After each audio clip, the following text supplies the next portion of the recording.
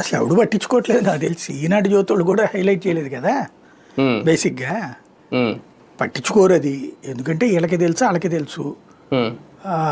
ఇప్పుడు నడ్డా మాట్లాడితే అమిత్ షా మాట్లాడితే కాదు, పెద్ద ఆయన మాట్లాడాలా. మోడీ ఈ రోజు వరకు జగన్ గురించి కేంద్ర పెద్దల్లో ఈయన బీజేపీ జాతీయ అధ్యక్షుడు, ఈయన కేంద్ర మంత్రులు కూడా మాట్లాడతారు. మాట్లాడమంటే ఏముంది దానివల్ల ఉపయోగం? పొలిటికల్ ఆస్పెక్ట్లో ఒకటి, వైసీపీ బీజేపీ శత్రువులే, మిత్రులు ఎప్పుడయ్యారు అసలు వాళ్ళు? వాళ్ళు ఫ్రమ్ ద బిగినింగ్ ఇంతవరకు సోమవీర్రాజు తిట్టలేదా? అంతే, ఇప్పుడైనా అంతే, ఇప్పుడు అంతే.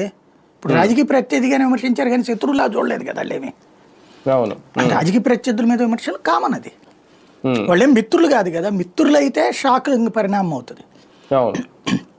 వైసీపీ విమర్శిస్తుంది వాళ్ళని, బీజేపీ పరిపాలనా విధానాన్ని, అట్లాగే వీళ్ళు విమర్శిస్తారు. ఇప్పుడు బీజేపీ వక్ఫ్ది బిల్లు పెట్టింది, వైసీపీ వ్యతిరేకించింది కదా, దానికి సమర్థించలేదు కదా. దానికి వక్ఫ్ వ్యతిరేకంగానే వేసింది కదా. టీడీపీ వక్ఫ్కి అనుకూలంగా వేసింది బిల్లు, వైసీపీ మరి వ్యతిరేకంగా ఓటేసింది కదా.